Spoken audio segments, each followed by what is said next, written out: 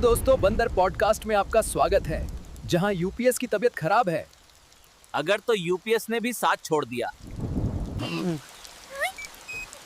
ये माइक तो चल रहा है भाई, लेकिन बैटरी ने तो अपना इस्तीफा दे दिया है।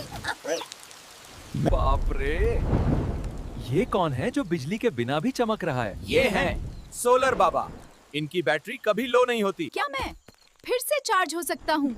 जहां इरादा शुद्ध हो, वहां ऊर्जा लौट आती है। यूपीएस जी, अब तुम्हें छुट्टी नहीं मिल।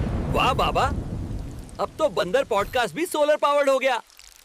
मैं अब सिर्फ बैकअप नहीं, ब्रह्मांड की पावर सप्लाई हूँ। अगर आप भी चार्ज हो, तो चैनल को सब्सक्राइब करो।